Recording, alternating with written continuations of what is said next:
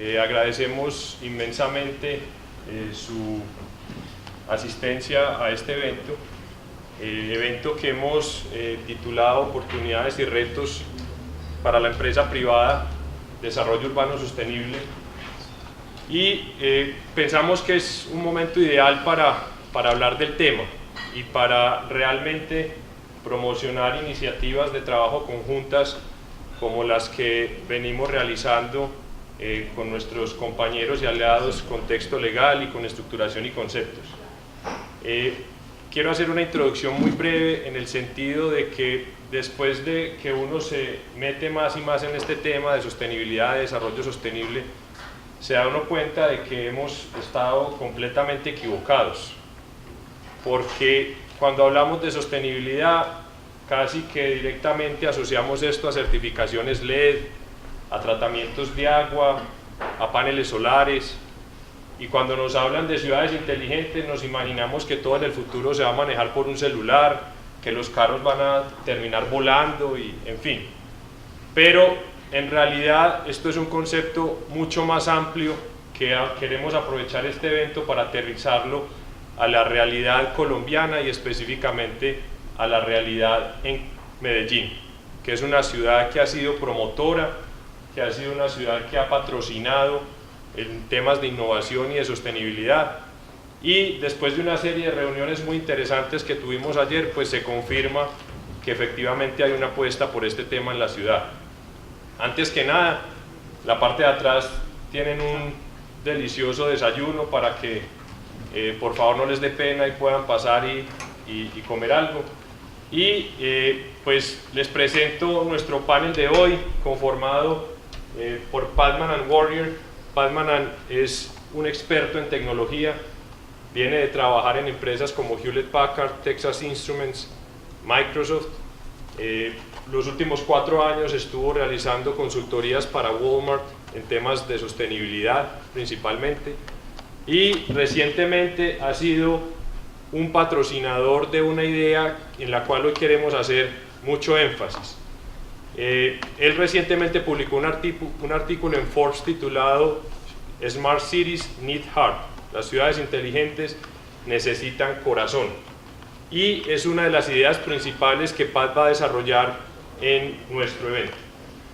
Posteriormente, el doctor Gonzalo Restrepo sobra la introducción y la presentación para un empresario que desde la carrera que ha hecho en el sector privado y desde la participación que ha tenido en iniciativas públicas también, ha sido patrocinador de temas de sostenibilidad asociados a temas tan importantes, por ejemplo, como el de la Fundación Éxito, donde aún continúa siendo presidente de su junta directiva y donde siguen promocionando el tema de cero desnutrición infantil.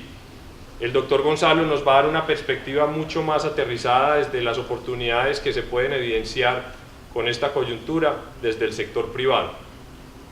Pedro Pablo Menéndez es arquitecto de la Universidad de los Andes, arquitecto especialista en temas de sostenibilidad, trabaja para una firma que también es aliada y partner nuestra, que se llama Urbanos S.A., donde ellos de una manera muy especial han incorporado temas de sostenibilidad y desarrollo sostenible a los planes parciales más recientes que se han gestionado en Bogotá, una ciudad que por su complejidad hoy está hablando también de temas de sostenibilidad. Y posteriormente lo que haremos es un espacio de discusión y unas breves conclusiones en las cuales pues queremos enviar algunos mensajes fundamentales y básicos de lo que imaginamos fue este evento. Entonces, sin más preámbulo, doy la bienvenida a Pat. También tenemos la oportunidad para quien lo requiera de traducción simultánea. Entonces, pues si así lo requieren, tenemos los equipos para ese aspecto. Y nuevamente siéntanse por favor libres de tomar algo, un café o comer algo de lo que tenemos allí. Muchas gracias por la asistencia. En nombre de Contexto Legal y de Estructuración y Conceptos les damos la más cordial bienvenida. Nos sentimos realmente agradecidos de que estén aquí y obviamente darle gracias a nuestro equipo de panelistas que separaron este espacio para compartir sus ideas. Bienvenidos y muchas gracias. 5, please. Okay.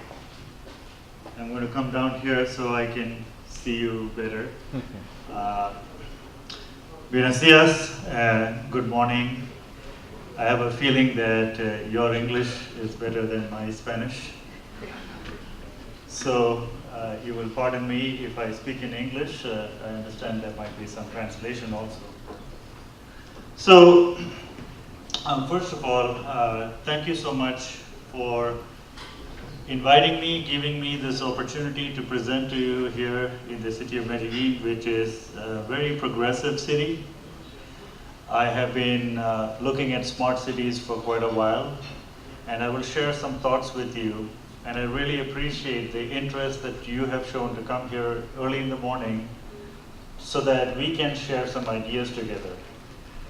What I'm here is really to just share some thoughts. I'm sure you also have some thoughts, and together we will figure out the common answers.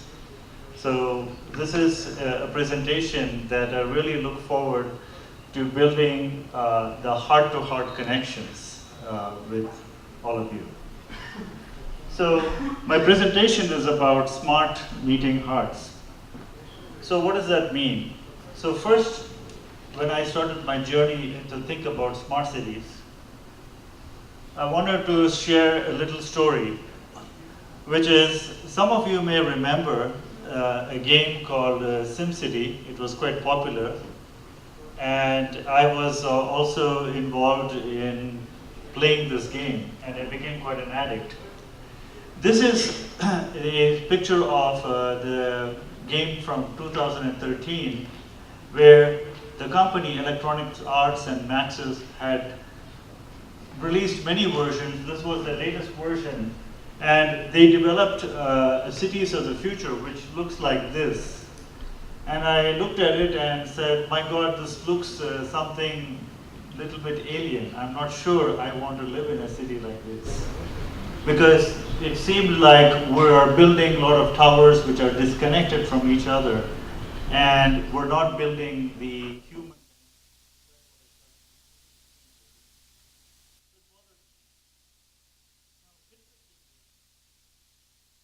In 2014, a small company in Finland released a game called City Skylines. And this game became very popular. In 1 month itself, they had more than 1 million users. And what I want to share is that if you look at the situation, the lessons that were learned from there is that big companies can fail. Electronic Arts was a company with a lot of momentum with SimCity. They had more than 200 people working exclusively on this game, but they failed to connect with their customers. And the City Skylines people is a small group of people with just 10 developers and engineers and designers, and they were able to completely take over the interest of the gaming public in this particular genre of city games. And so it is important for us to also realize that sometimes we may think that the answers are only with some very large companies, and of course we rely on them to provide resources, but sometimes a small group of people can make an impact. And that, I think, is a potential for us here today. The other idea is that master plans can also fail. There is a story from way back in the World War II, and there was a movie also created about it called A Bridge Too Far. And this was General Montgomery, was a British general, quite well known for his strategy, and he developed this very elaborate plan to take a particular bridge in the Netherlands near this place called Arnhem. And despite everything, because there was so much coordination between the Air Force, the ground troops, so many complexities, they could not take that bridge, and they lost many, many lives. And so the idea and the point is that sometimes, simplicity really is the key. And if we create very elaborate master plans, that doesn't work. And even in the software industry today, which is my background, we see more a idea of moving to agile development, because the old way of just designing some project in the beginning and then completely seeing it through doesn't work, because the market is so dynamic, the customers are more demanding, that it is impossible to know in the beginning exactly what you're going to do. So you have a general idea, but then you rapidly make changes. So that's the way the software industry is also moving.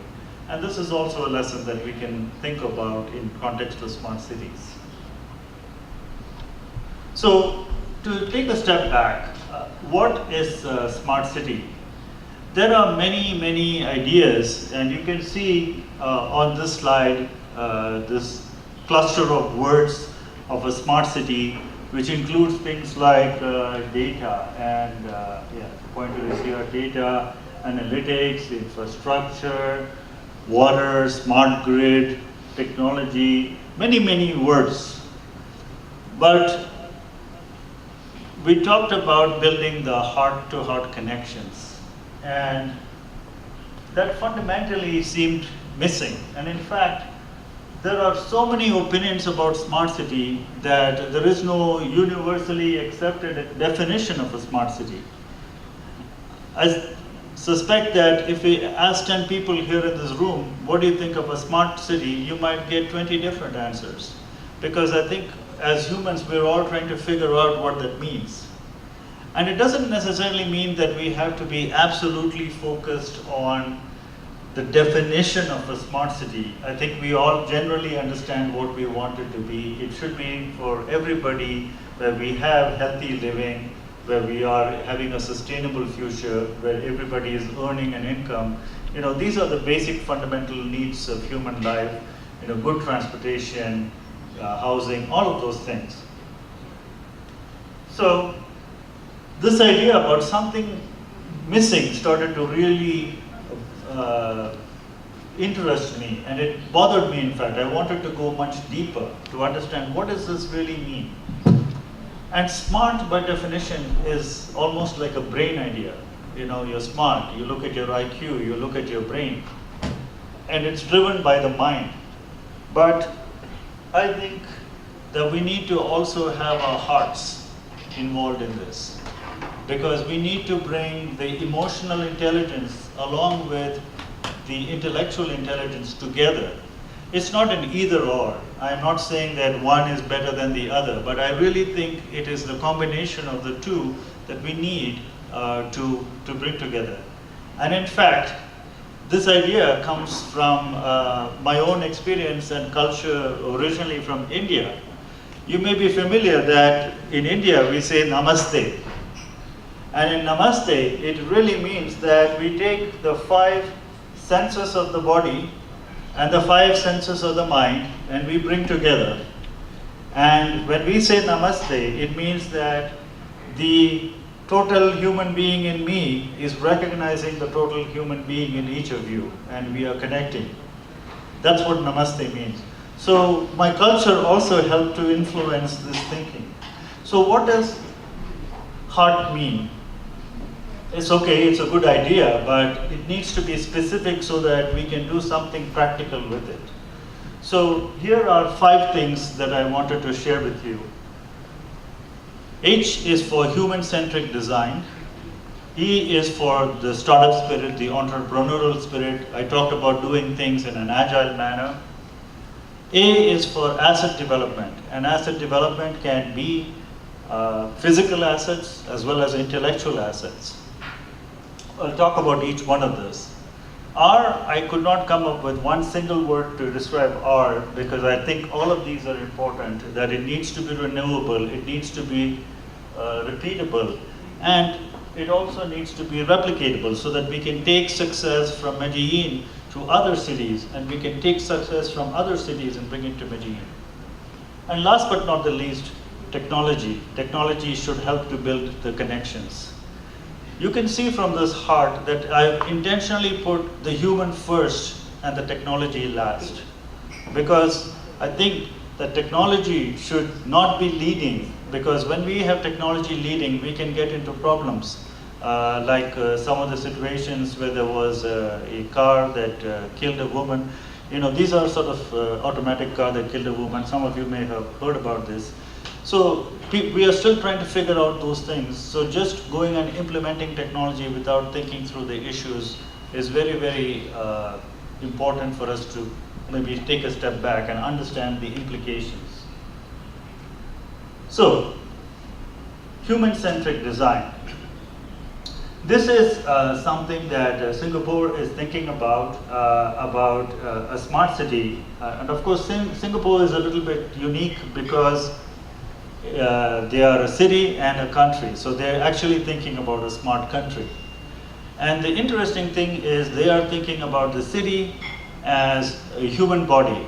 And the sensors from the street lights or many other sensors in technology, we have this Internet of Things, where everything is smart and it can provide a lot of data that we can look at and decide what actions we should take, such as the air quality or the traffic, all of these kind of things. So they are thinking about the city like a human body.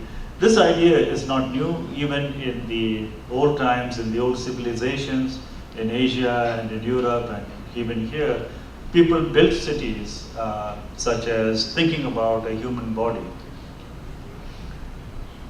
But we need to also think about beyond the body. As I said, we need to think about body, mind, and spirit. And so when we think about the total idea of the human being, we get to this idea of human values. And it's interesting that there are now educational institutions, at least a couple of them, that are making sure they can incorporate human values into the design of the city. And this is very important because cities should be something that works for everybody, not just for one group of people, whether it's young or old, or whether you are physically able or disabled, whatever, it does not matter. And I have some examples of that. So this is an idea that I think we should think more deeply about. I would like to see more educational institutions incorporate this human-centric idea and human values into their educational programs as well. And we have an opportunity to also start that movement right here. The next one is this idea of entrepreneurial spirit. This slide on the left is probably hard to read, and that's intentionally so. It's okay, you don't have to read it. The problem is, in 2014 or prior to that, this was the brochure that every parent in the city of Boston had to read to register the child. And it's 2 or 3 pages with a lot of instructions, and not everybody is able to really understand what it means, and it's a very complex process. And the city of Boston did something interesting. The mayor appointed a person called Nigel Jacob, who brought with him the startup background and entrepreneurial idea. And then he looked at the situation and said, this is very difficult for the citizens to interact and do something as simple as register the child for school. It is something every parent has to do. And so they redesigned the entire process and came up with a website which shows on a map very clearly where the schools are, what is the rating of the school. If you want to buy a house close to a school, it gives you, the information about the teachers, student population, and all of this information is already available, but they took the data that was already locked up somewhere and extracted it and showed it through an easy interface that everybody could interact with. And so this is what I think is, again, bringing the human-centered thinking, but also applying the entrepreneurial spirit to do something that is very quick, very meaningful, and really gives the results. Now let us talk about asset development. As I said, Assets could be physical assets as well as intellectual assets. Let's start with the physical assets in how at least some of the cities, particularly in the United States, cities like Los Angeles, that my co-panelist is from, are designed with really cars in mind. And you can see in this example where, apologies for that. You can see in this example that there are just a few cars, there are wide roads, and the buildings are disconnected from each other. And the idea is to fill in those gaps with public transportation and also mixed development so that you can have really connected communities, similar to how here we are thinking about clusters. The idea is to have connected neighborhoods with commercial and residential and educational and health facilities, everything common so that people don't have to travel very far. If you look at this and contrast this when I started with the SimCity game earlier, there are no large towers that everybody is going to be sitting only in the tower. They don't even know their neighbor. So, this sort of reduces that human distance.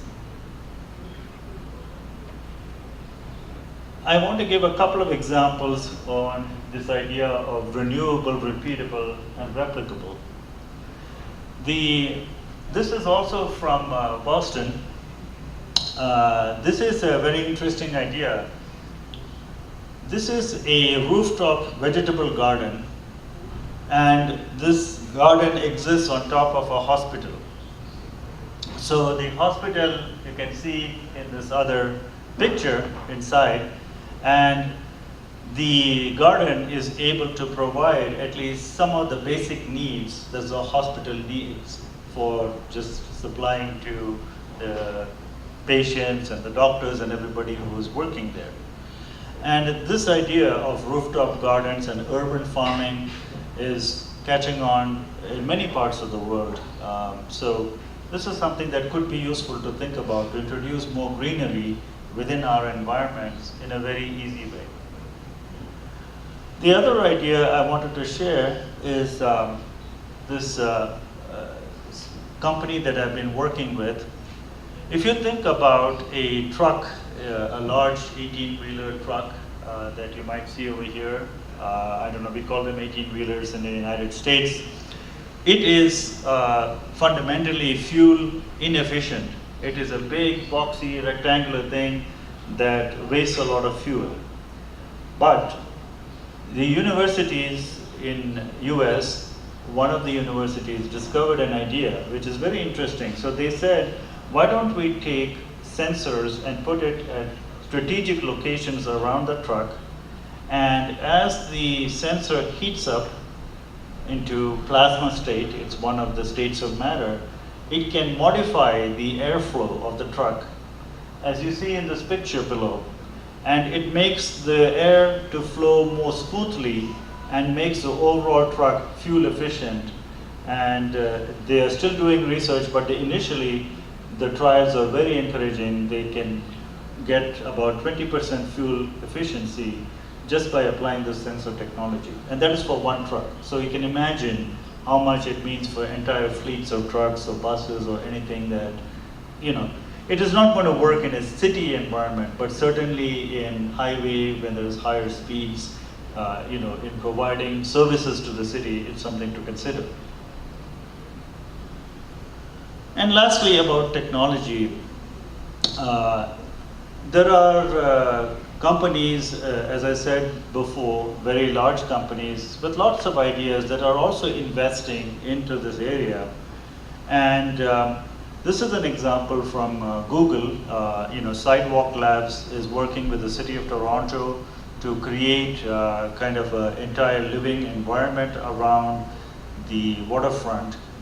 And this is just a proposal. They'll probably be also learning. I just wanted to use this proposal to highlight something, which is, in this proposal, they had this idea of creating smart apartments where you could throw your trash into the into some kind of chute, and it drops down, and at the bottom of the apartment in the basement there are cameras and robots and things that will sort out the garbage and transport it away through pipes. So from a technology perspective, that is very, very interesting and certainly very innovative. However,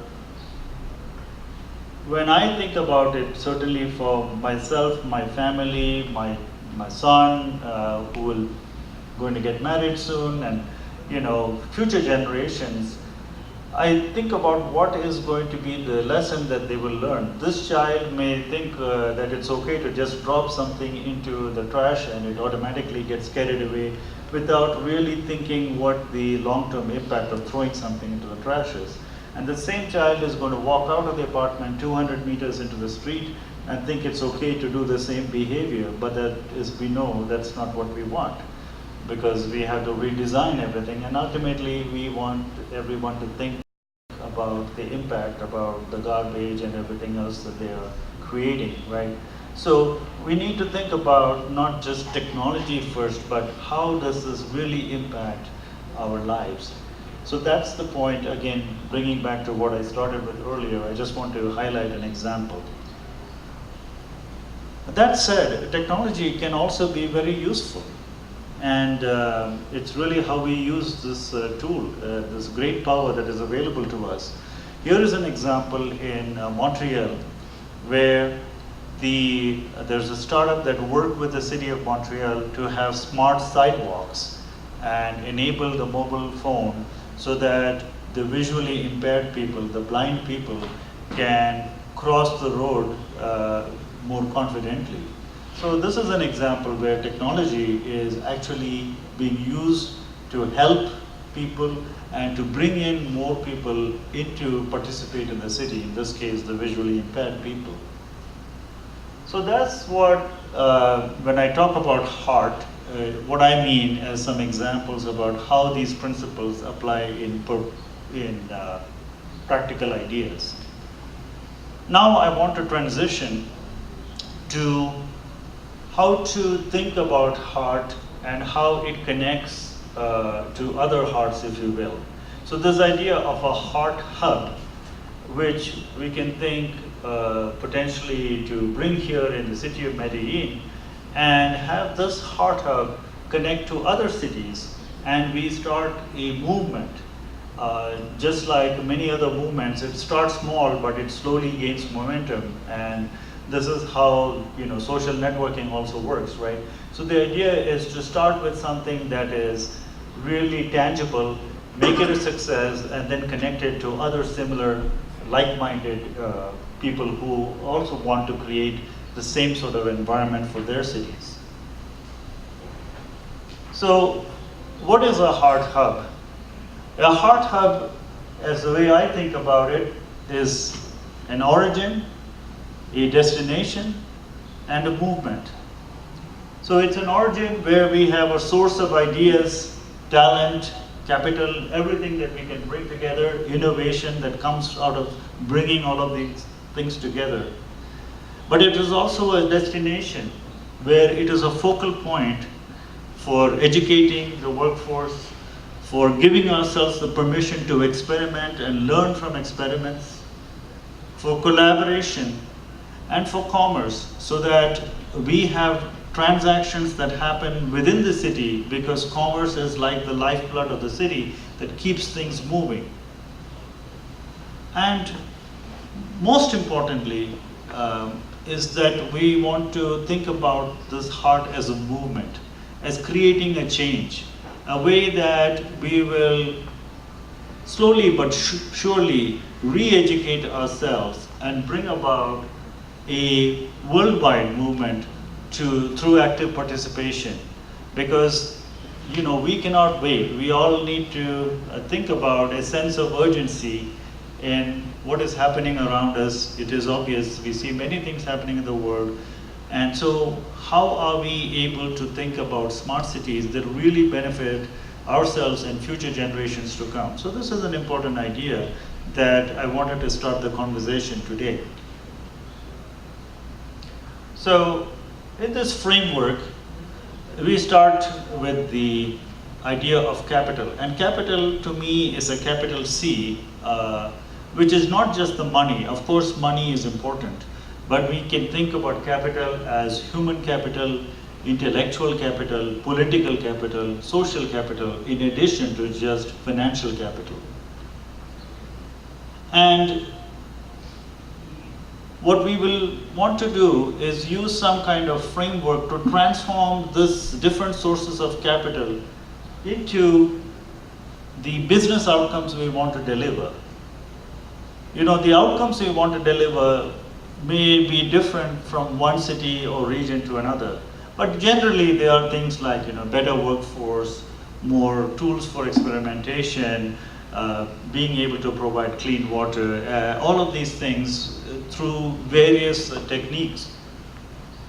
And we need to also have mechanisms that the city planners can also decide. You know, yesterday we met with some people, they were talking about tools that they're building that the city planners can see in this area how much citizens you can support based on various ideas such as health and transport and so on, so that you are smart about how you're allowing the city to grow in the direction, and you can set policies accordingly. But we need something in the middle. The middle is important because this is like the transformation engine to take this capital and to deliver the outputs that we want. So I would like to suggest that there are 3 C's. There is a curriculum, a center of excellence, and a collaboration and commons platform. What do I mean by each of those? A curriculum means about education. If you look on this slide, it shows visually that there are many aspects about the type of people that we need to be educated. After all, if we're going to build a smart city, we need smart people to develop the smart city and to manage it. So what kind of skills do they need? You can see on the slide, I just put some examples, but you need a mixture of technical, business, urban design, social understanding, business ethics, leadership skills, like collaboration. All of this have to be coming together.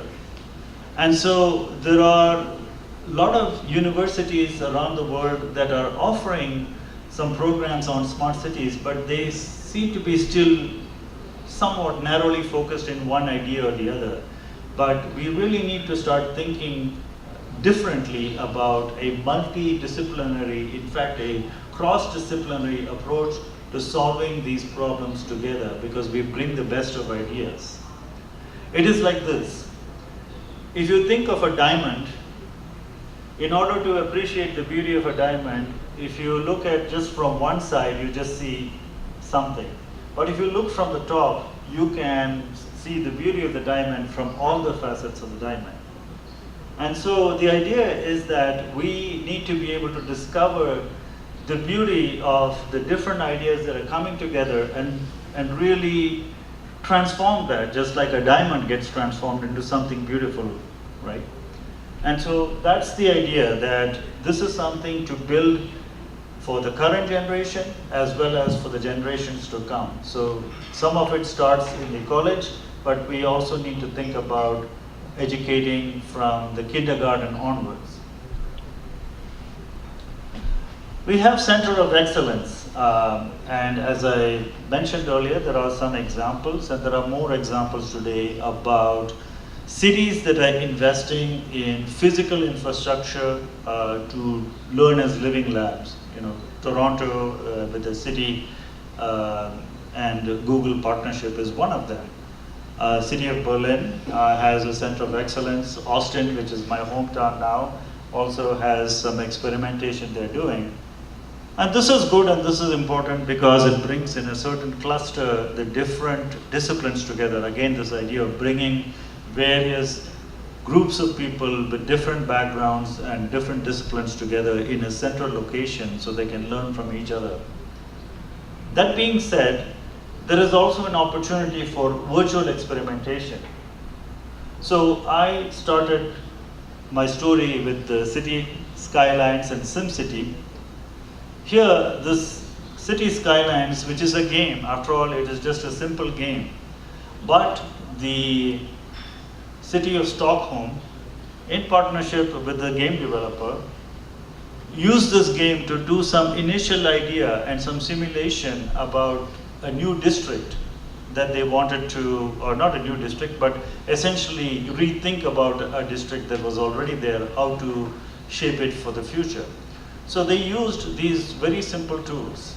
And these tools are possible because you can use the power of computers today, and it is just getting much and much more affordable to do this with just standard software and hardware today. So what if we could do that? You know, we might be able to experiment, we can learn from it, and we can do things much more faster and more cheaper. In terms of a collaboration platform, there are many ideas. Here you can see there are different ecosystem components from local citizens, businesses, students, tourists, all contributing. And you know, this group of people also represents some major stakeholders in the city, isn't it? So this is something that we need to make available for everybody. But to support that, there is this infrastructure underneath which allows for local economies to grow for more transactions. So for example, if today, at least in the United States, you want to buy something, typically you might call an Uber or you might go to Amazon, and that's okay. However, it also means that some of the smaller businesses, the mom and pop stores, which we call in the United States, you know, how do they thrive? So we need to think about, you know, bringing some opportunity for both to coexist and to provide, you know, healthy choices to the citizens. You know, you could decide whatever you want to do. You might, in some cases, buy at Amazon, but you might also buy something from a local store. So how do we have the ability to really foster growth in the local economy that allows us to take that money that is being generated in the local economy and reinvest it back within the city? So these are some ideas that I put, which is, you know, incremental approaches are not going to work because we really need to coordinate. Technology should give us some benefit, and academic research, like the example I gave from the plasma stream with the truck, there is a lot of interesting research that is happening in the universities and research institutions around the world, and also here, right here in Medellin. But only a small fraction of that ideas actually gets implemented, because most often it is locked up in some document or in some thick book which not everybody is able to access or understand or whatever. So, you know, how do we take this kind of ideas, and this is particularly something that entrepreneurs and startups and venture capitalists can help to accelerate. I already talked about the education, that we need to rethink maybe our education system, and this is not just something in the United States. I think in the worldwide there is really a shortage about people with the skills necessary to participate in the economy today and in the future and get ready for the future. And I just talked about the local economies as well. So, how do we put everything together? I want to give an analogy. This is another startup that I'm not working with them, but I was interested in what they do. This is just a simple toy where children of very young age can build a robot. And the interesting thing is it gets them interested in some of the scientific and technology, mathematics, whatever, to build a robot. But what's interesting is that it works with existing Lego pieces. So to me, what I found about it is it's modern, it helps to foster new thinking. It is universal that anybody, including a child, can build. It is compatible because it works with existing Lego pieces. It is interconnected because the different parts, the wheels, the body, the eyes, all of this work together. And it's creative because you don't have to build one type of robot, you can build any robot. Now, I bring this up because these ideas is not just for a robot. It is for anything that we create within a smart city. So we have to think about employing these kind of thoughts in various projects that we execute so that it has to work with something existing. We cannot just say throw out everything that we've already invested in. At the same time, we have to allow creativity and opportunity for growth. So this is what this idea about how we bring everything together really is important. And if you look at continuing the analogy, the sensors are like the research arm. They are the forward-looking investments that we make in our universities and research labs to help us find out what are the trends and what can we do today and in the future. The main body is like this H.E.A.R.T hub platform that I mentioned, which brings together the curriculum, the center of excellence, the collaboration platform, because this is kind of like the thing that is connected to everything else. The wheels are like the capital that makes things go forward. The motors are the education, because motor essentially transforms, one form of energy to another energy, right? That's what it makes. So motors, education plays a very important transformative role. And lastly, connectors, which connect things together. We need to think about connecting people and machines together so that we want machines to work, but they need to work for us. Because sometimes it feels like we're working for the machines. But there are challenges, because today the research, as I mentioned, is underutilized. The H.E.A.R.T idea is still, people are talking about it, there's interest, but it's still, the full potential is not realized. The capital is not coordinated. We have individual groups investing in pockets of ideas, but it's not coordinated in some common way. The education is still unprepared, and the connectors aren't really, it's difficult to connect even machines together, let alone people. And so this is the challenge. So is there hope? Yes, of course. We see many people, particularly in the, some of the government organizations as well as the standards bodies are coming together to change the situation, because they're understanding. They're understanding that we need to have policies. So for smart cities, there is a group in the United Nations that is associated with the United Nations rather, that is called Smart Cities for All. And they have policies for, especially to include people with disabilities, because we need to include people of all capabilities in the smart city. So particularly they are focusing on disabilities, and they have created a toolkit, which is a set of documents, which is available in many languages, in English, in Espanol, in Portuguese, in also from my original country of India, they have Hindi and Marathi, because these are languages to really, unlock the awareness and make people to understand what is required. And these are documents not just for city planners, but is actually for the city CIOs, for the people who are doing procurement, implementing policies and procedures, and instituting the technology. Right, it's to help them. So that's what it is targeted. The other one is the standards bodies like ANSI and national institute, there are some Korean, there is a Korean organization, an Italian organization that are contributing to standards so that, as I said, we need to work with existing technology. We're not going to throw out things, and we're not always going to buy technology from one particular company or other. So if we try to bring these pieces together, similar to that robot idea, the connectors have to be smart, they have to be simple, so that everything works together.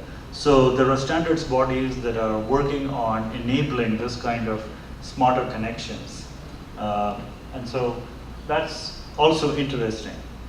However, when I observe these activities around the world, what I noticed, and I was thinking about this particularly in my preparation for this visit, is the voice of not only Medellin, of Colombians, but even Latin America as a whole is missing from this kind of activities. I do not see any major Latin American organization, whether it is from the university side or from the private sector or the government, whatever, or the standards body. I do not see this kind of participation that perhaps is an opportunity, because Latin America, like every other part of the world, is going through a digital transformation. But Latin America is unique because there is an opportunity to digitally leapfrog what other countries are doing and learn from some of the challenges that they've had and do it better. Just like from India, we see that in India too, is we did not go and implement the old 2G technology in cellular, for example. We went straight away to the modern technologies, right? So these are kind of capabilities that are important for us to think through. And of course, there is an opportunity for all of us. So this is about not only just making a move individually, but creating a movement. And I put some images over here, which of course you would recognize, at least two of those. You know, one is Gandhi and the other is Martin Luther King. But the third image is actually one that is interesting to talk about here, which is, this is a group of women in Bangladesh who said, enough. We are going to not, we need to be given respect. We need to be given equal pay. We need to be given the rights that everybody else has, and they raise their voices. Not just one individual like Martin Luther King or Gandhi, but a group of people that got the attention, and it created change. So it's not necessarily, of course it'll be great to have someone, but the answer is within ourselves and how we come together to create really a movement around this H.E.A.R.T idea.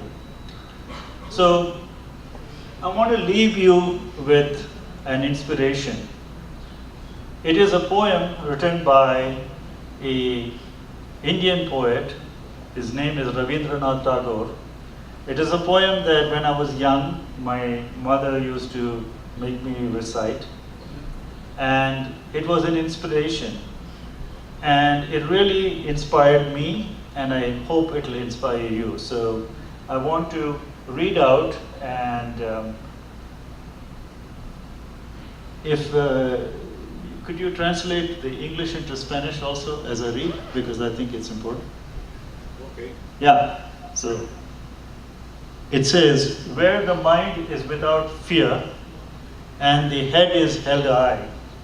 Donde la mente está sin miedo y la cabeza se mantiene en alto.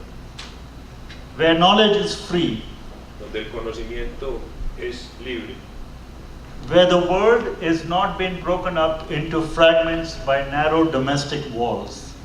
Donde el mundo no se ha quebrado en fragmentos por muros pequeños domésticos.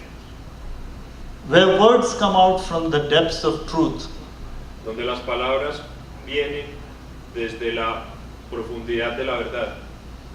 Where tireless striving stretches its arms towards perfection. Donde el cansancio o el poco cansancio nace desde los propios brazos hacia la perfección. Where the clear stream of reason has not lost its way into Donde- the dreary desert sand of dead habit. donde la corriente de la razón no ha perdido su camino hacia el desierto, hacia las arenas del desierto, donde existe miedo y hábitos de maldad. Where the mind is led forward by thee into ever-widening thought and action, Donde la mente es liderada por todos hacia un conocimiento y acción mucho más amplio. into that heaven of freedom, my Father led my country awake. En ese cielo de libertad, mi padre dejó mi país despierto. So this is a very powerful message for me. I hope it's a powerful message for you. This is the vision that I'd like to see every country in the world aspire to. And so with that, I would like to conclude my remarks, and thank you very much for listening.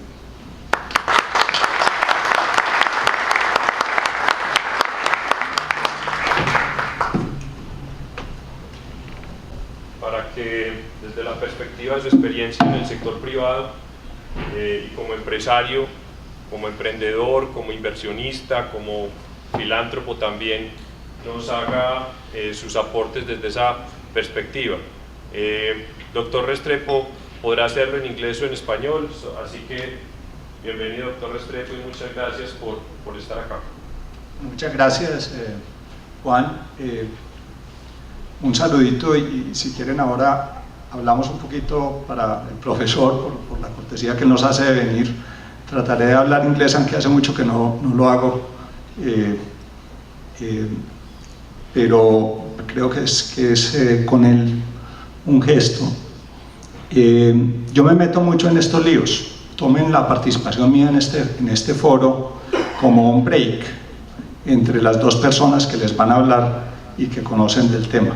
Yo no soy un arquitecto, no he hecho desarrollos urbanos, no he tenido esto como profesión y soy un verdadero lego en la materia, pero soy un ciudadano de Medellín, como la mayoría de ustedes.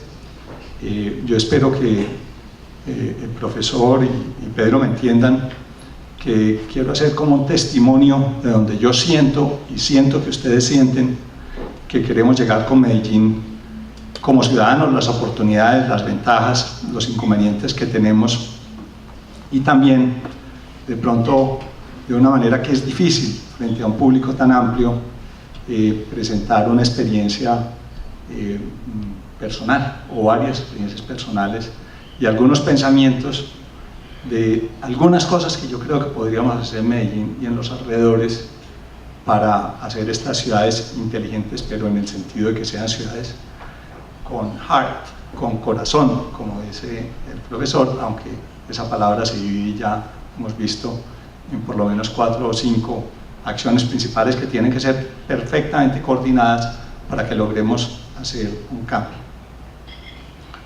So, Professor, I'm going to speak to you to try to answer some of your propositions in the terms of what this city really is, Medellin. Some of the problems we have, some of the inconveniences, and I begin by saying that I totally agree with you in the sense that cities, they should be built for human beings. In Colombia, we have 70% of the people now living in small, medium-sized, or large towns. We only have 30% of the people living in rural areas of Colombia, and of course that's where the biggest problem is for us, and that's why me personally I've dedicated some of my time to try to understand why poverty is so concentrated in those places, the problem of land ownership too, and the source of many of the wars that we've had in the past, and violence also. But even though that's the case, and the largest problem is there, it is a fact that we live in cities and that we should live in a better way. And we can ask ourselves, are we happy this way this is working? Or could we have better surroundings and better places for our sons and daughters to live? I tend to speak with examples, and we all have a habit here in this town to go up the mountain. We take a car in 35 to 40 minutes. We are in a beautiful valley, it's called San Nicolas, where we have the town of Rio Negro. And we go there for the weekends. And it's growing very fast. I used to, my sport has been bicycling. I used to run my bicycle over there, paradise. Now, very dangerous.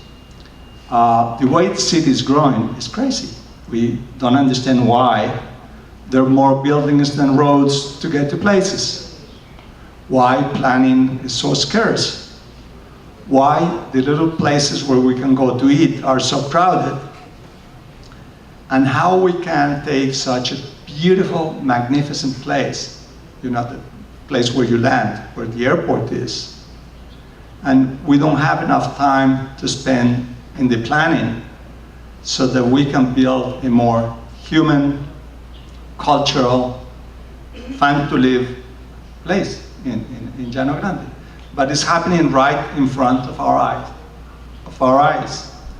Also, I wonder about Medellin. I live near the Intercontinental here in Medellin. I always talk in terms, like I said, of personal experiences. And I look down and I see a beautiful town. But I wonder how few times I have walked the streets of my town. Why is it that I take my car, go to work?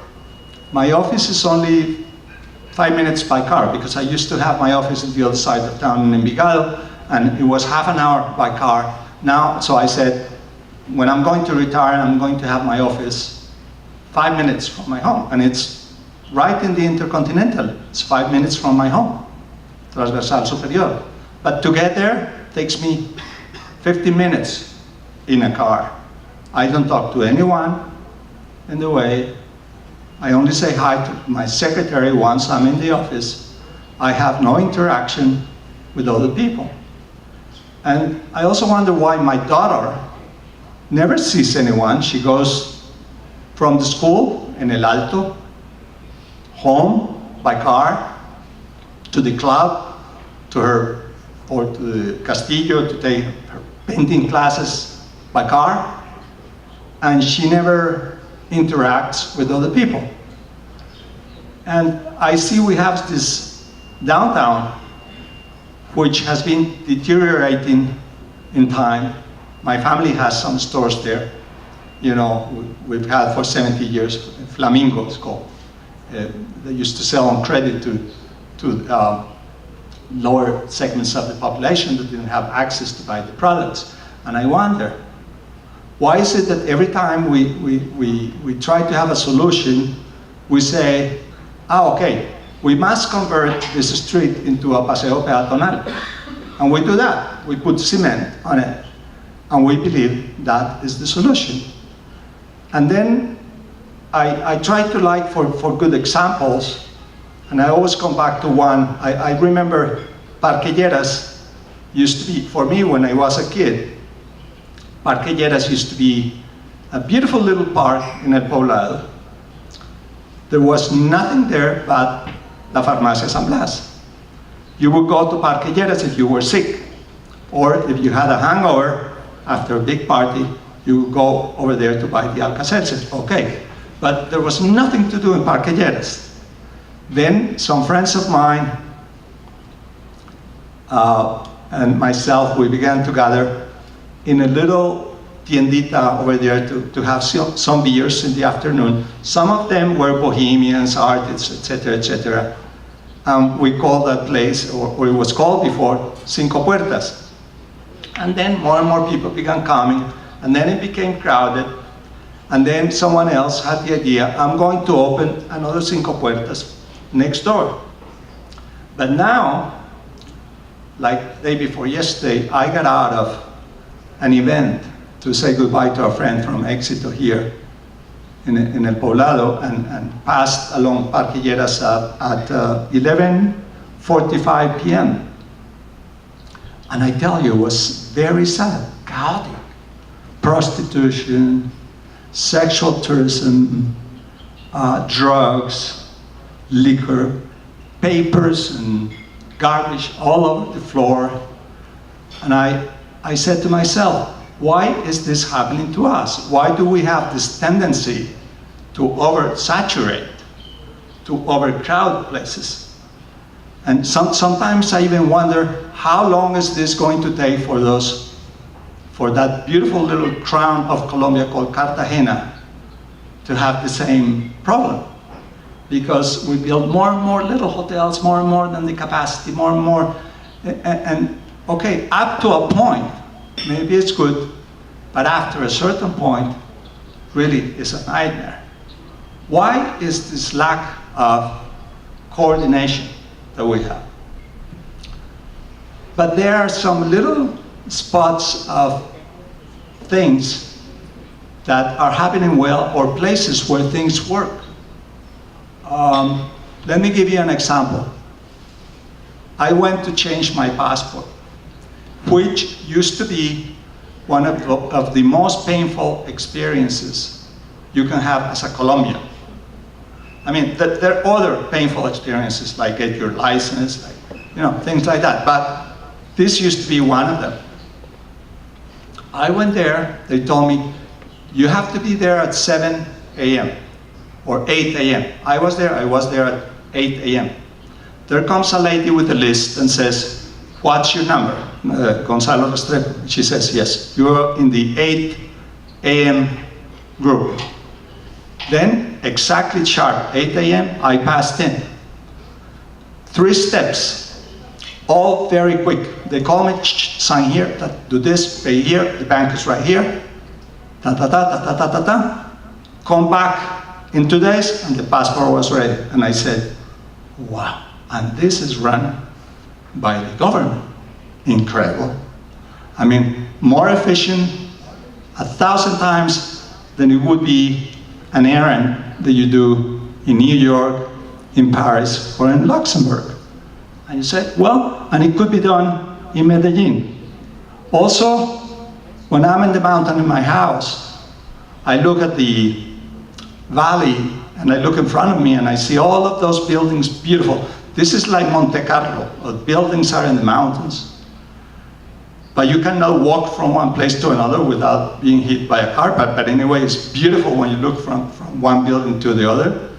And I look towards the small airport, which is one of the great hubs and advantages that we have in this town here in Medellin. And I ask myself, why is it that all the buildings are up here, where it's very difficult to go on my bicycle from one place to another, and we don't have the buildings down there where it's flat? Maybe it is because of the airport and because of the altitude of the buildings could not. So there was like a sort of auto regulation that we imposed on ourselves not to build too much, and this is why Laureles is so nice and those places, because buildings could not be so high because of the altitude of the plane. So we built the city kind of backwards. The buildings were more difficult to march, to walk, and we built the houses and separated where it's flat. But how can we change the city? I don't have any idea. I have some examples, and they are not actual right now. When I was a retailer and I was in Éxito, we made initially all the mistakes that company passed from selling. When I went in, we had like 4 stores, and we were selling $2 million. And when I left, it had like 600, and we were selling $6 billion. So The company itself grew very, very fast. But we learned so many things about planning, about integrated communities. Initially, we would build a huge store in the middle of a community, and the parking would not be large enough. We would have no design for the circulation. We'd have no technology. You know, even the fire lights were not working right. I remember in El Country in Bogotá, we had 24 legal problems, which forces at the end that all the parking should be underground. And since the store has been built, we have not had a problem with one single client that protests, because there is no noise. The store adapted itself to the community, and we didn't make the same mistakes we did before. But times are really changing, and I don't think this is going to be in the future the time for big boxes like that anymore. I believe the shopping centers that we're building by hundreds in Colombia, which are closed in the outside and the stores look towards the inside, and the corridors of the shopping centers are in the inside, have to be different, open towards the outside.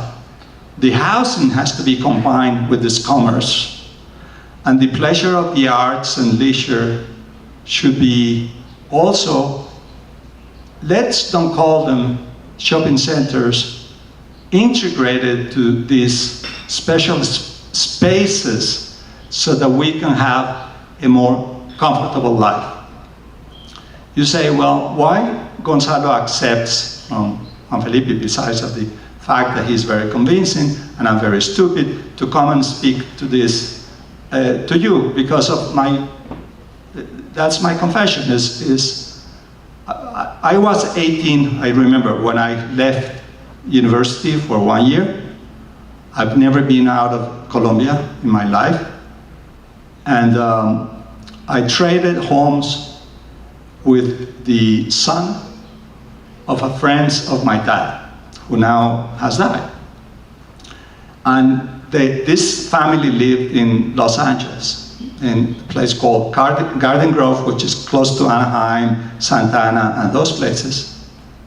Huge. To go to school, I had to drive 45 minutes in a car, highways and highways and highways. And then I was lucky enough, a beautiful experience, I don't say no, but I was lucky enough to go to the city of Boston for 6 months when I was 19. And since then, the city which you mentioned today in your presentation has been working to connect special cultural spaces, maybe places that for which net present value is not measured in economic terms, is measured in human terms, like the acoustic shell in the Charles, like the Kennedy Center where you do everything, and in a certain way our government center here in the city is built in imitation to that in Boston.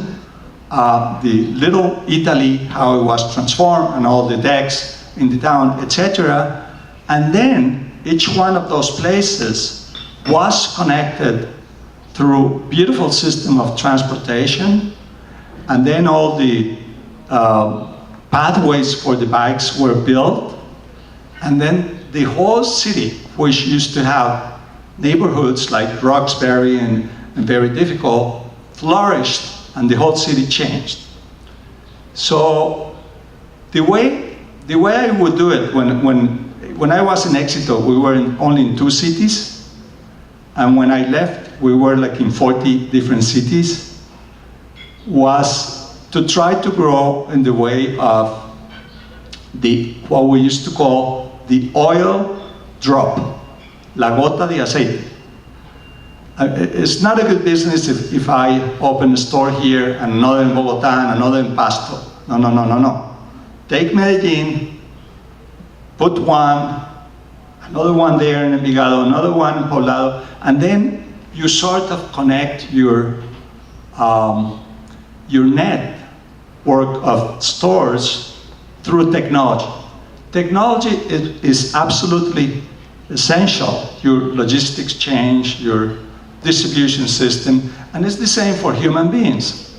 And I think that we must not be too ambitious. We in Medellin, we have to build well and not to let it go the way of Parque-Lleras. You know, I still like Parque-Lleras, but don't take me wrong. But not to overdo it, because things, when they are overcooked, they go bad, and they're not good to eat either.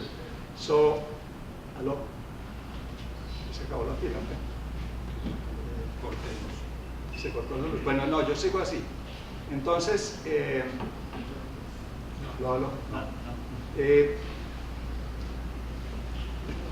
yo creo que tenemos unas oportunidades especiales. Como yo ahora estoy jubilado, hago un poco de todo. Entonces, una de las cosas que hago es ir mucho a la universidad. Conectarnos con la universidad es fundamental. Los estudios que está haciendo la Universidad de Antioquia, que está haciendo, por ejemplo, H.E.A.R.T sobre la violencia, son esenciales. Ustedes saben que en todo el corredor del tranvía, que el tranvía es un sistema de tránsito en Medellín distinto al metro. El metro yo creo que también es otra cosa de esas, como la oficina de pasaportes. El metro ocurrió, el metro es limpio, el metro funciona. Otro ejemplo es por supuesto, los metrocables. Yo llevé un grupo de empresarios franceses no me voy a extender mucho, pero los llevé después de unas reuniones como estas que tuvimos 2 días en la sede de Ruta N. Los llevé a ver los barrios más altos, y el director del Colegio de Abogados de Francia, se le salieron las lágrimas de ver los niños jugando en estos sitios, la limpieza del sistema de transporte, la alegría de la música saliendo de los barrios, inclusive más violentos de Medellín. Nosotros sí hemos dado un ejemplo de cambio ya muy grande con una ciudad, y podemos completarlo y podemos ir todavía más allá para hacer algo que funcione muy bien. Y creo que si lo hacemos con ese sistema de la gota de aceite, podíamos ver que tenemos sitios como Ruta N, donde ya hay una gran cantidad de compañías representadas, donde hay un esfuerzo muy grande realizado. Y por ejemplo, hacer otro aparte, que me parece muy buena la selección que está haciendo la alcaldía, que es todo lo que tiene que ver con la Plaza de San Ignacio y el viejo Paraninfo de la Universidad de Antioquia, el claustro, que tiene una serie de edificios que van incluso hasta algunos muy aislados, como el ancianato de nosotros, y conectarlos. No sé, profesor, ¿usted me sigue? ¿Me sigue bien? We're talking about these places in Medellin and how we connect them. So if we do this, let's take that example. Okay, how can we do to have a very special there, but not for businessmen, not only to make money? Of course, constructors are not going to be there if they don't make money. But how can we build a place there which would be great for us in a weekend, going with our jeans, to meet, to talk, to exchange, to have cultural experiences, to eat, to have a fantastic day. Not to have to go to Rio Negro, to Bolombolo, to have that fantastic place, but to be able to have that fantastic place here in our town, in our city. It has fantastic, beautiful buildings. We could have an incredible cultural center. We could have connections with universities to have educational centers there. We could have an open market there, if not permanent, for certain occasions, for instance, let's say, the weekends. Y es que this is like an experience that I have now, because late in my life, I married a woman that was daughter of a French lady, and I worked at the same time with the casino group out of France that was the owner, or is now the owner of the majority of Éxito. So I began going to France after being bastante gringo. And I began learning that they close on Sundays in Paris, you know, that in every quartier you kind of don't want to go to the other quartiers because it becomes your little town. But they are connected. Anyway, if you want to go from the right side to the left side, you take the subway, you take the train, you take the metro. And this is why we need all this technology. In the cities of the future, an ambulance, we were talking about some of those things, to go from one place to another to save a life, is going to have a special line. Connections through 5G are going to allow the lights, the semaphoros, to change, especially for the ambulance, so that the ambulance gets to the person that is sick in half of the time, and double of lives are going to be saved. And again, this is what technology is for. Stores are going to be smaller. We're going to go back to, it's not that every little store is going to have everything, because it's impossible, but it's that in these community places we're going to have many specialized shops that are very nice, and you're going to be walking on the street, but it would be as if that was the big shopping center. And it would be maybe a nicer experience.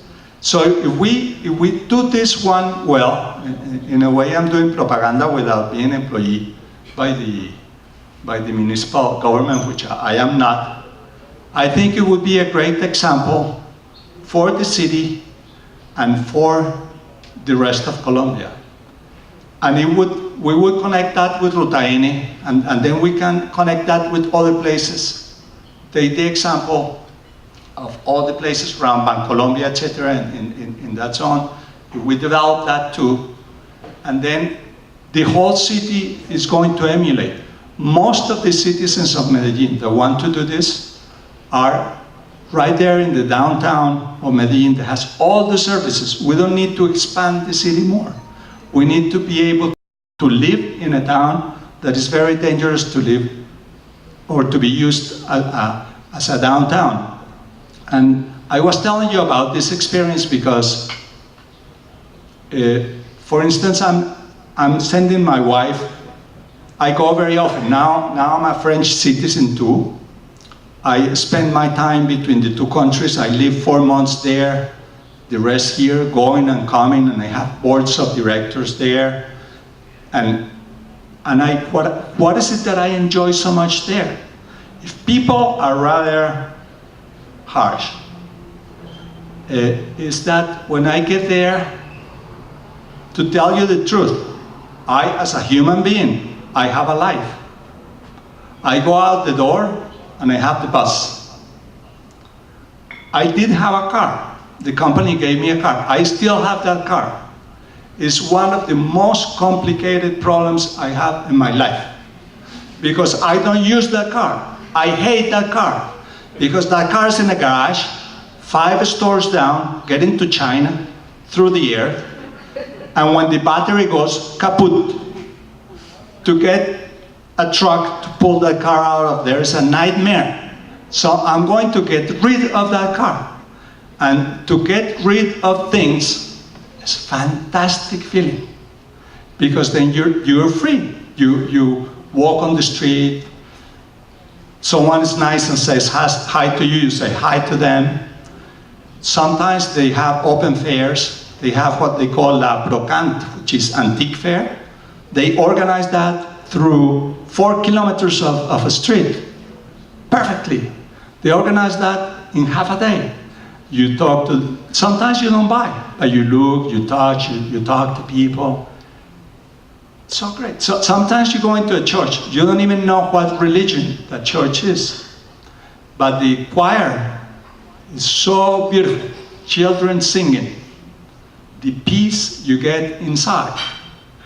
We need for the city to have less crime, to be able to use to our advantage technology, not to our disadvantage, because I'm sure that for everybody here, when you get home, if you're married, you have this discussion with your husband or your wife. Who is more important here, your iPhone or me? Who are you going to talk to? Are you going to talk more to your iPhone or to me?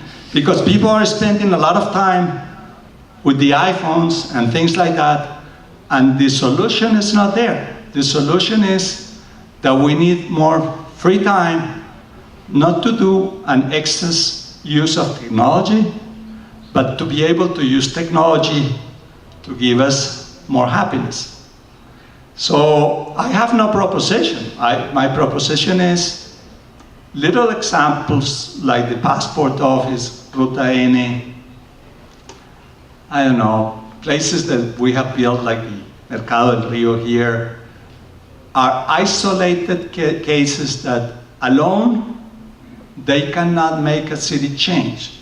But if we connect them and make more of that, and to finish up, for that you need, first of all, politicians, and to change the mind of politicians.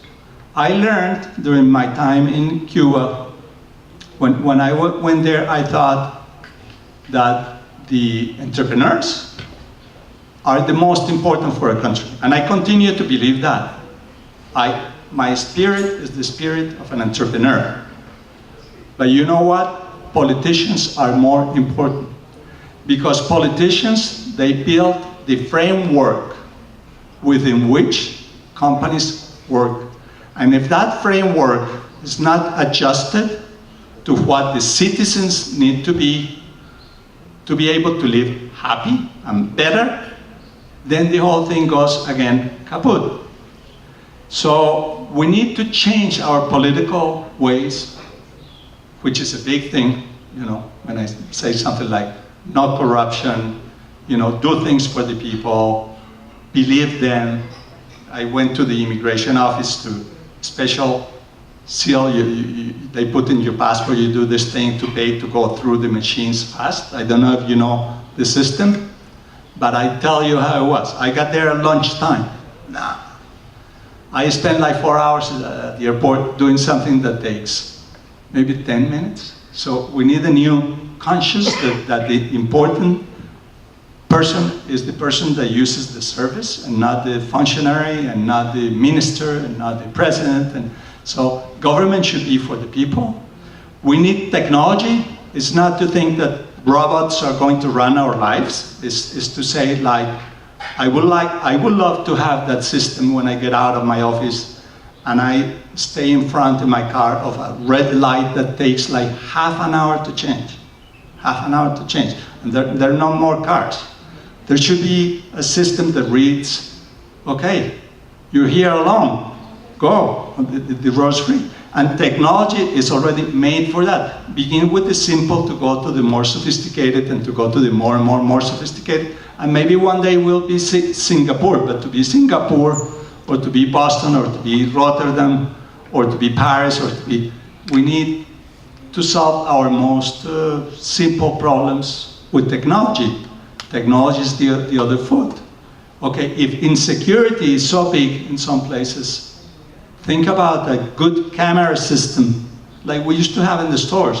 In the stores, we discovered that with cameras, we could solve many of the problems we were solving with people walking around the stores. And then little by little, we begin building something in which we can trust. And maybe sometimes we're going to like more, I don't know, to stay in our city than to go to travel to other cities, to other places, because we have the most beautiful, one of the most beautiful places in the earth to live. And we're human beings and we can do whatever we want. So my invitation is, then again, I mean, this was the intermission and I let you guys talk, and Pedro is going to tell you a few things about this. But just to give you ánimo or encouragement and say, I believe we can do it. And why don't we all offer our services for whatever it is to work for the project that is going to be developed around San Ignacio. And I'm pretty sure, but let's don't build others. No, that one, and let's make all that. I think they are something like 8 quadras. It's not immense. We will replicate, because most things in this world, they already exist someplace. We're not so genius and to invent anything. It's been done in some places. So with the right type of regulation, with the right type of technology, with the right type of attitude, with the commitment, and with innovation in the sense that entrepreneurs can make money too. For instance, you can say, okay, for the entrepreneurs that participate in this first project, they're going to have a first right to participate in the new projects, because we know that for the pioneers it's going to be more difficult and more expensive than it's going to be for the followers afterwards. But there should be a way to engage them so that they can make money too since the beginning. Cities are for the alive and for their children. It's not to gain prizes and competitions in international forums. And always, if you keep in mind that humanity is number one, I really believe that from small to big, we can do it. That's my point.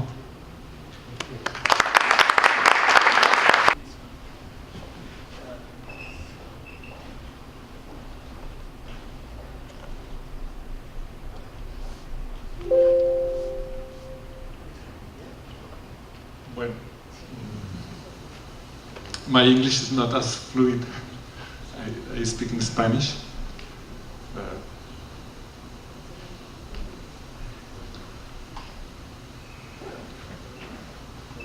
Ok. Cuando empezamos a hablar de desarrollo sostenible, tal vez el primer referente que yo como arquitecto empecé a encontrar es esa vieja definición de la doctora Burkland, que habla de es aquel que permite satisfacer las necesidades de la generación futura sin comprometer los recursos para las otras generaciones. En Colombia, inicialmente, el problema ambiental y de desarrollo sostenible fue abanderado por personas dedicadas a temas ecológicos y de ingeniería sanitaria. De alguna manera, la representación de eso tiene que ver también con una primera avanzada de qué es el desarrollo sostenible. Está muy influenciado por esas dos disciplinas. Inicialmente, los arquitectos y los constructores éramos unos depredadores del medio ambiente. Éramos los malos del paseo. En las primeras reuniones, después de la cumbre de Río de Janeiro, cuando yo iba como arquitecto a las reuniones ambientales, pues me veían como el destructor de la naturaleza. Y digamos, eso se marcó durante algún tiempo y tiene filósofos detrás como Augusto Ángel Maya y algunos otros. Sin embargo, poco a poco empieza a aparecer un discurso de que, oiga, un momento, la arquitectura también puede ser un buen aliado del ambiente, además la necesitamos para vivir. Nosotros no estamos viviendo como Tarzán, necesitamos la arquitectura, necesitamos el urbanismo. Entonces empiezan a aparecer una serie de elementos y yo empiezo, después de la maestría que hago en Barcelona, a empezar a trabajar tanto en políticas públicas como en varios proyectos de distintas escalas sobre cómo hacer una arquitectura más sostenible con esos objetivos que de alguna manera estábamos viendo, y eso en los últimos, pues, eso ha venido evolucionando afortunadamente con sellos como el LEED o el H.E.A.R.T, y en algunos de los elementos se empiezan a aparecer algunas prácticas y algunos desarrollos cada vez más complejos en la toma de decisiones de arquitectura y urbanismo. Por ejemplo, el tema de coeficiencia en servicios públicos, es decir, cómo gastar menos energía, cómo gastar menos agua. El tema de movilidad que estaban mencionando ahora, en donde el carro ya se ha visto como algo totalmente ineficiente, pero no sabemos encontrar una buena solución para reemplazarlo. el tema del paisaje dentro de las ciudades. Una de las cosas fascinantes de Medellín es la valoración que hacen de la naturaleza dentro de las ciudades. La mezcla de usos, empiezan a aparecer en estas guías sobre cómo hacer una arquitectura y un urbanismo sostenible, empieza a aparecer por ejemplo el tema de la mezcla de usos. Cómo lograr que una persona salga de su casa y encuentre muy cerca lo que necesita por lo menos para su vida cotidiana sin tener que recurrir a un vehículo o a un sistema de transporte masivo. El tema de riesgos naturales, los riesgos tecnológicos, los materiales más sostenibles, cómo empezar a usar materiales que tengan un menor costo ambiental.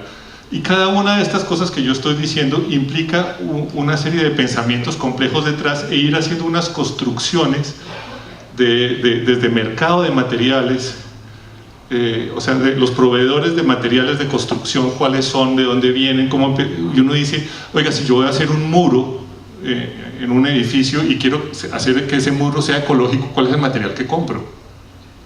Hace falta información, hace falta datos, hace falta tecnología que nos ayude a poder definir, oiga, un material de muro que necesito que cumpla ciertas condiciones para mi diseño, funcionales, pero además quiero que sea el de menor costo ambiental. ¿Cómo hago para tomar esa decisión, para construir esa decisión?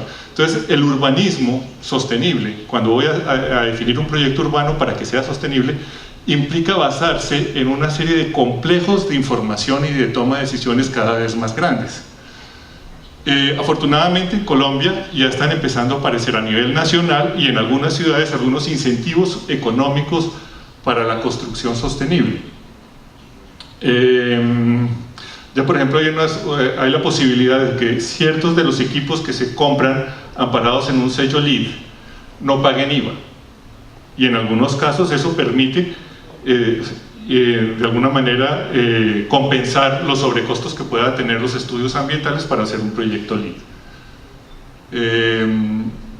La arquitectura sostenible, o sea, el urbanismo sostenible debe venir acompañado de una arquitectura sostenible. Usualmente en los sellos como LEED o en las políticas públicas hay paquetes de propuestas diferentes para urbanismo que para arquitectura, y normalmente van como de la mano.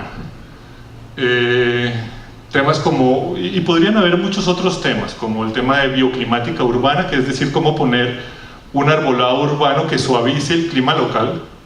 Por ejemplo, en un proyecto que estuve en Tumaco hicimos todo un diseño de arbolado para reducir unos 4 o 5 grados la temperatura en las calles, y eso nos permitía que las calles estuvieran dentro del rango de confort urbano más horas durante el día, y eso implicaba que las personas podrían usar las calles mucho más tiempo. Entonces hay una serie de preguntas ahí, pero una de las cosas más importantes cuando uno habla de urbanismo sostenible es una frase que un amigo decía mucho, y es que ni hay problemas universales ni hay soluciones universales. Una de las cosas que hacemos con urbanos, que hacemos con el equipo que estamos trabajando, es que si bien existen estos sellos que te dan una serie de puntajes por algunas decisiones que tomas, dependiendo de lo que está en la lista del sello LEED para barrios o cualquiera de ellos, nosotros realmente nos toca meternos de verdad a estudiar cuáles son los problemas que hay en un sitio. Aquí tenemos un proyecto que tuvo unos retos especiales. Es un proyecto en Bogotá, en una zona industrial. Es una renovación urbana en un contexto industrial.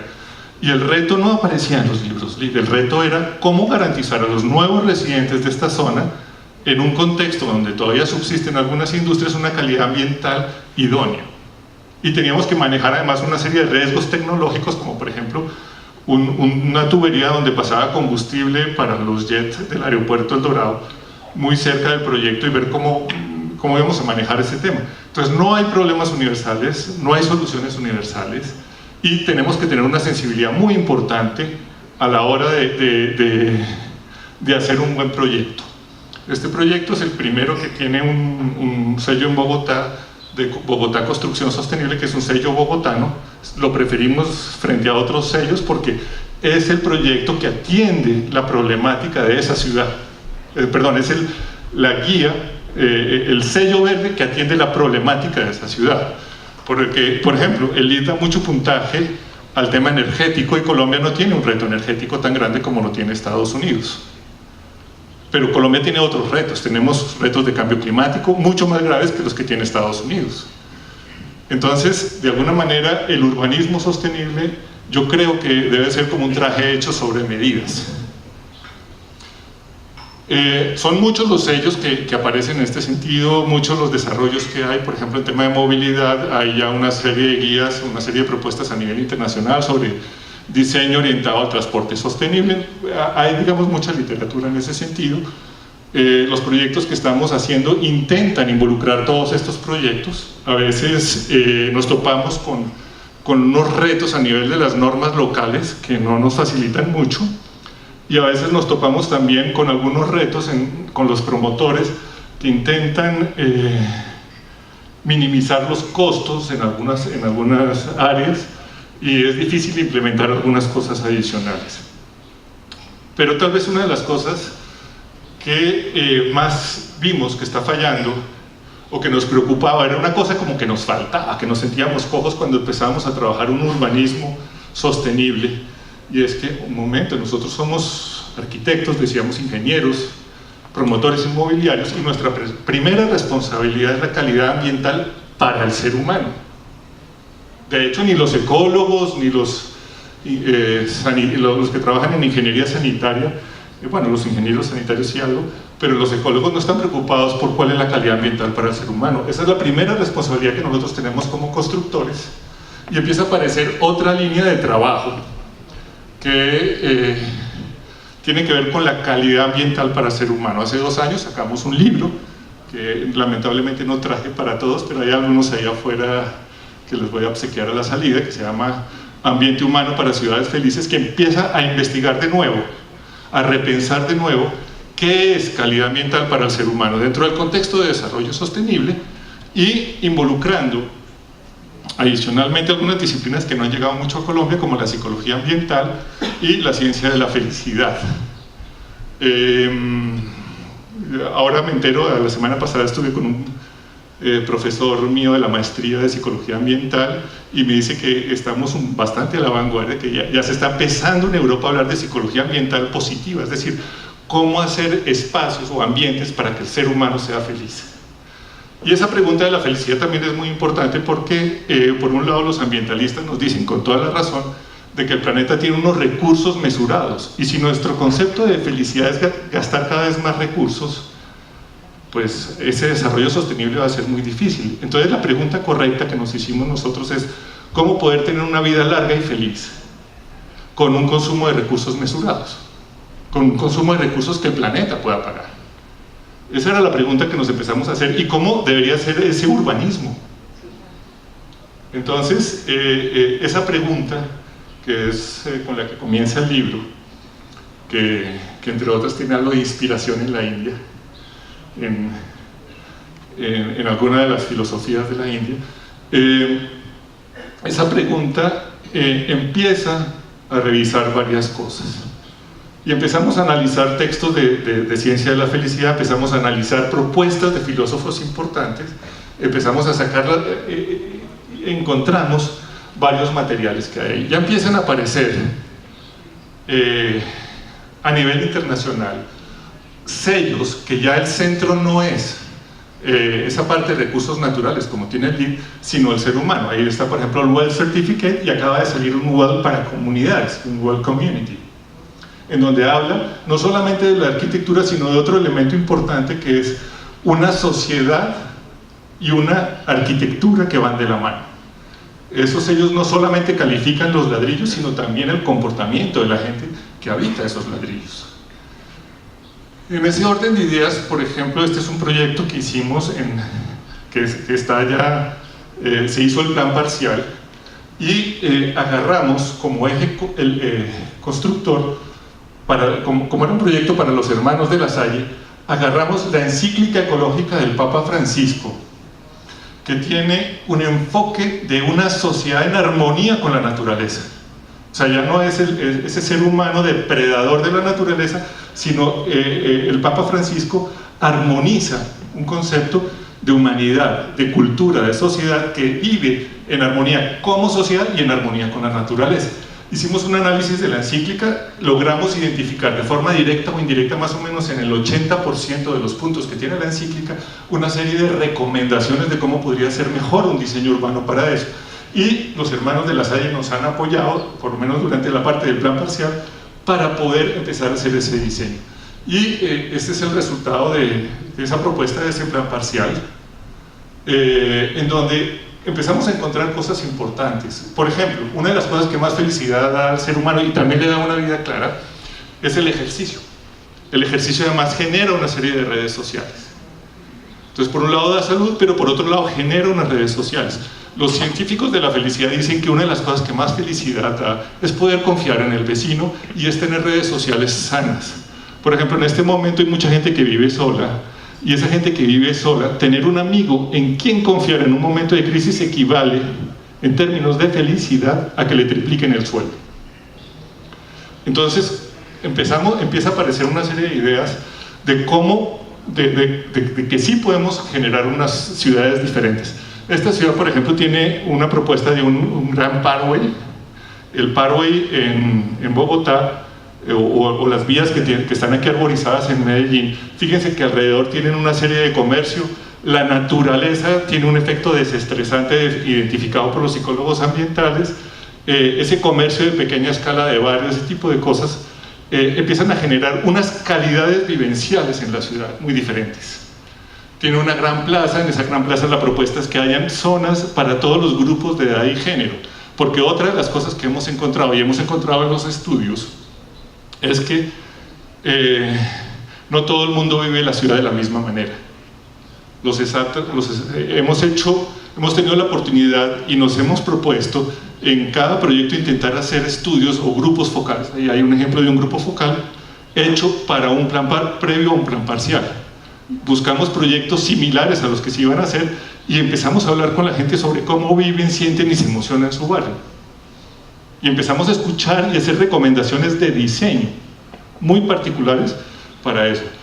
He tenido yo la oportunidad de hablar con grupos de edad, con etnias, con grupos de diferentes estratos económicos, con discapacitados, etcétera, para ver cómo viven y sienten la ciudad. Y aparece una cantidad de cosas en las cuales los arquitectos y los urbanistas sí podemos colaborar. Entonces, poco a poco hemos venido trabajando en estas cosas. Este es otro proyecto que también tiene el sello de Bogotá.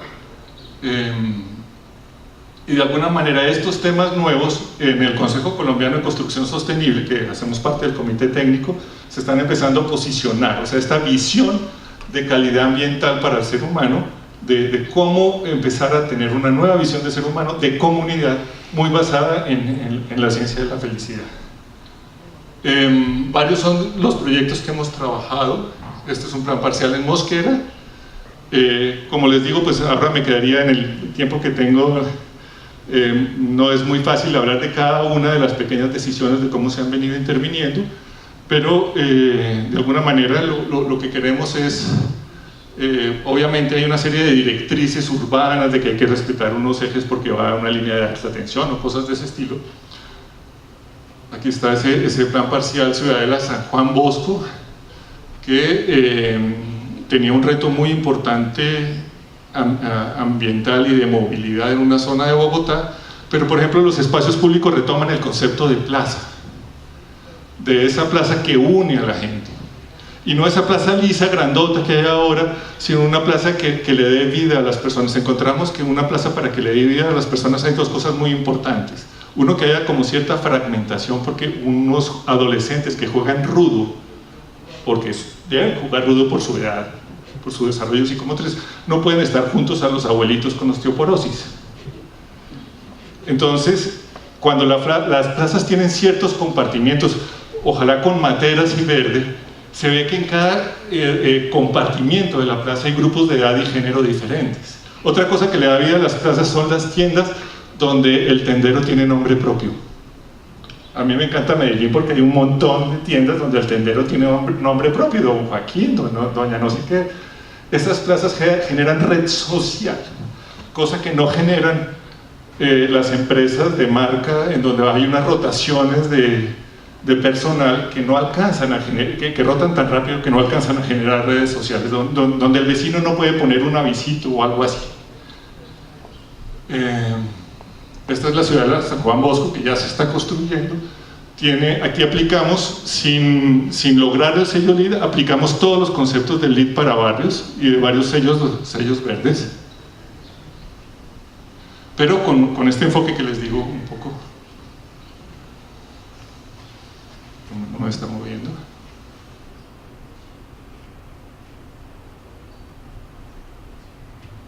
Bueno, para mí una de las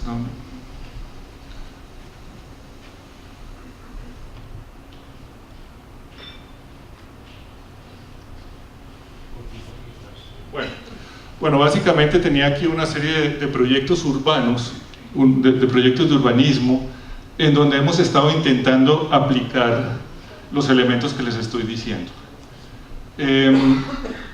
Digamos que hemos encontrado en muchos espacios cierta resistencia al cambio, porque pues hay una inercia de cómo hacer las cosas, hay productos que ya se sabe que el mercado los está comprando, hay algunos temores a innovar.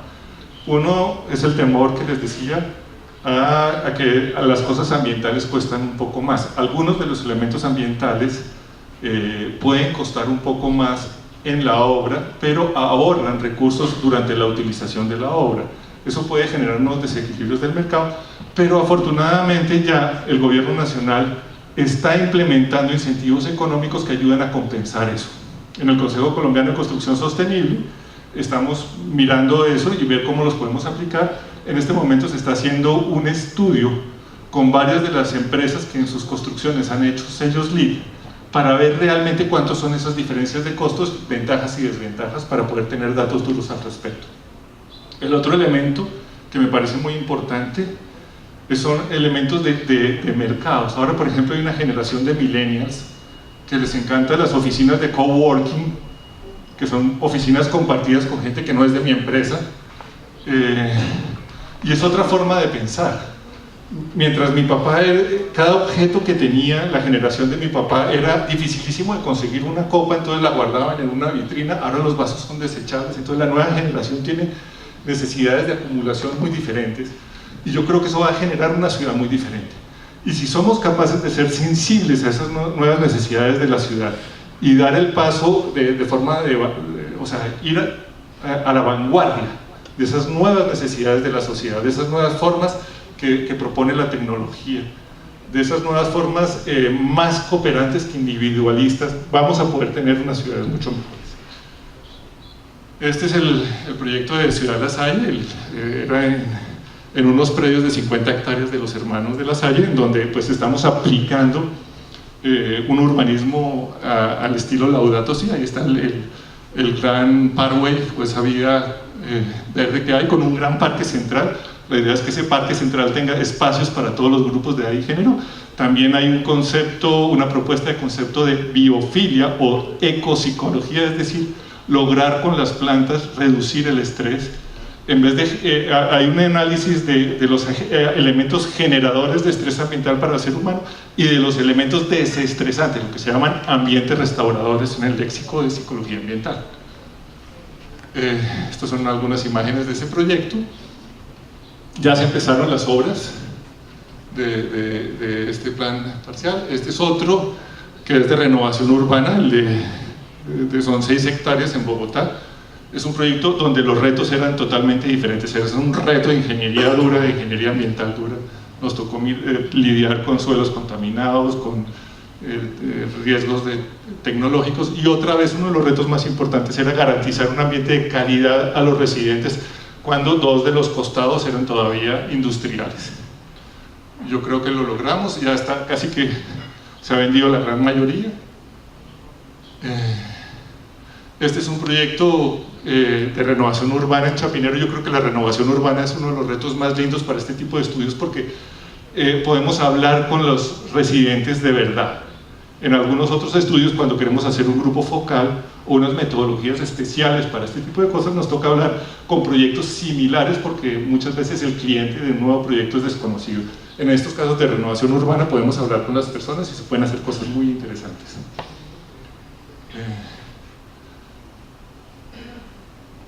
El concepto de espacio público, yo creo que hay varios elementos que pueden transformarse para lograr esos pequeños efectos de pequeña escala en microurbanismo.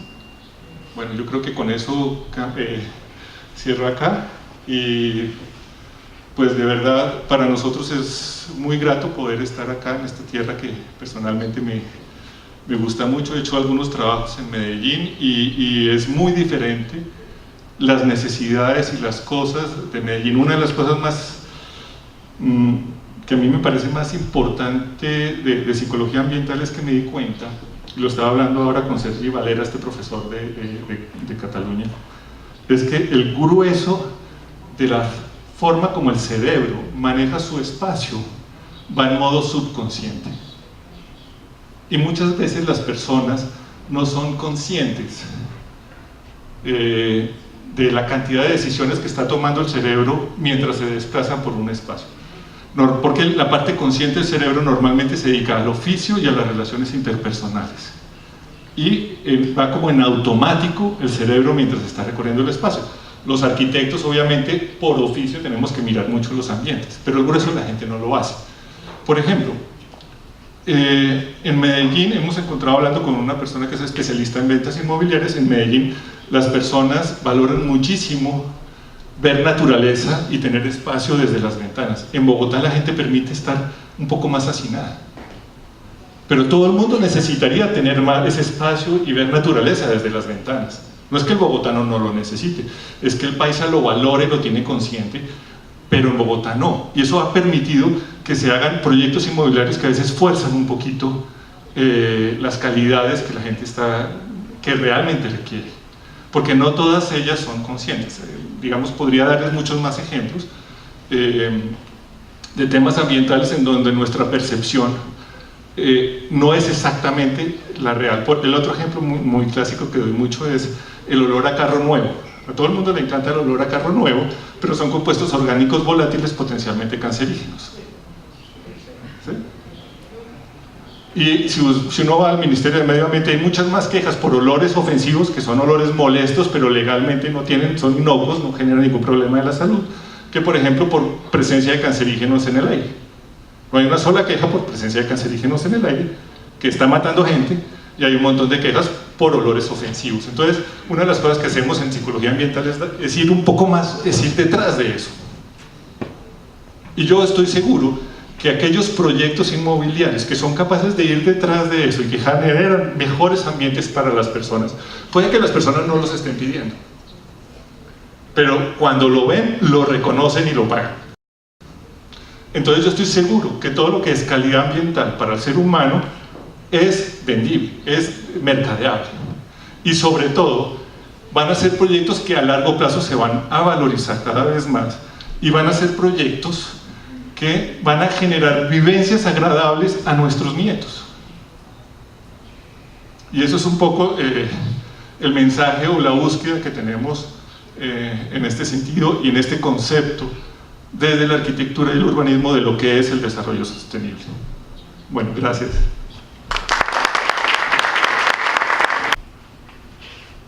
Bueno, yo creo que finalmente nos corresponde hacer aquí, digamos, 3 énfasis fundamentales. Uno, y antes que nada, pues agradecer a PAD, agradecer al doctor Gonzalo, agradecer a Pablo, por lo menos el haberse tomado el tiempo de preparar algo y de venir aquí a compartir sus ideas, sus conceptos, sus pensamientos desde diferentes puntos de vista. Nuevamente, muchas gracias. Yo creo que hay una conclusión fundamental, y es que definitivamente hay mucho campo por recorrer y hay todavía mucho por hacer en términos de realmente crear marcos legales con estructuración formal, que tenga un contexto que integre todos los términos que hoy hemos visto, desde temas tan sencillos como la psicología ambiental, que para uno puede sonar mandarín avanzado, hasta temas como H.E.A.R.T. Entonces, la gran cuestión aquí es hay un interés, hay un equipo que está intentando articular esto de una manera distinta.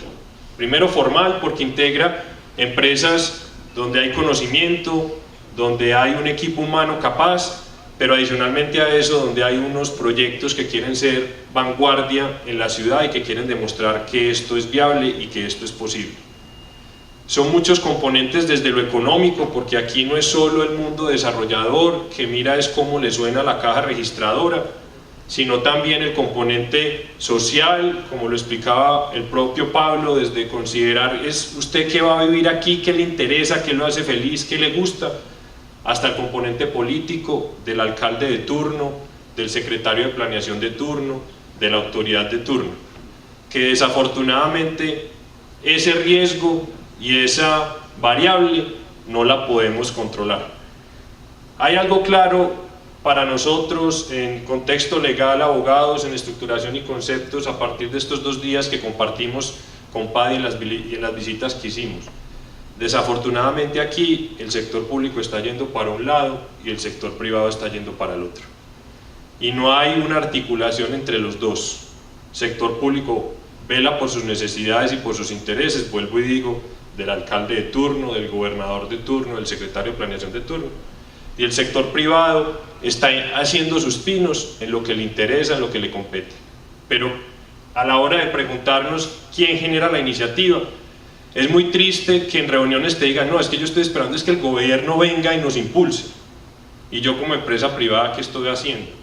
Yo como estructurador de proyectos, como alguien que tiene la capacidad de generar un entorno legal para que esto funcione, ¿qué estoy haciendo? Ahí es donde hay que buscar un ente motivador y alguien que lo patrocine y alguien que lo materialice.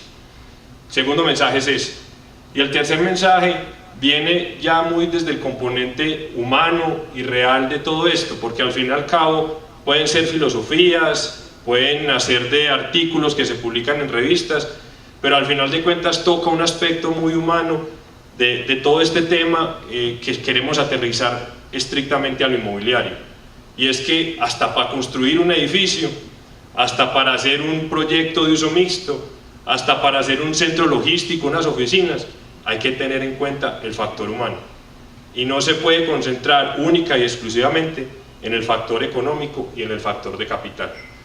Nuevamente, agradecemos su asistencia, por tomarse el tiempo, por creer que esto es interesante, que esto no, en realidad, nuestro interés es que esto no sea un saludo a la bandera, que esto no se quede en palabras bonitas, en mensajes bonitos. Ya estamos trabajando en temas en este sentido, específicamente con proyectos que tenemos firmados y que estamos estructurando, con un equipo, vuelvo y digo, como Contexto Legal Abogados, como la gente de Urbanos, que desde la arquitectura y desde todo estamos velando porque se cumpla esto y por llegarle a un inversionista finalmente en el futuro que diga, yo no estoy comprando un pedazo de tierra, yo estoy comprando un proyecto sostenible, estoy comprando un proyecto innovador, estoy comprando un proyecto que va a hacer el cambio en la ciudad.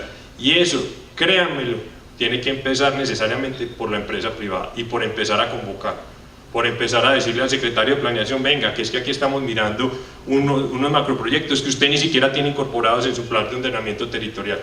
O venga, que es que esto va más allá de trazar estas cargas, estos beneficios, hacer estos repartos y considerar factores, vuelvo y digo, desde lo humano, desde lo esencial, para que la gente sea feliz.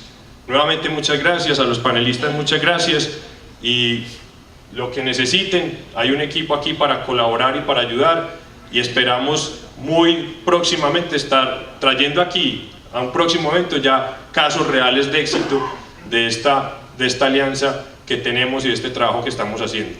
Por favor, no vayan a dejar los platos servidos, que qué pena pues que con Carolina, que puede pensar que le quedó muy maluco, no mentiras, ya pueden pasar a comer allá con confianza. Les agradezco mucho y que tengan un excelente día. Muchas gracias. Hombre.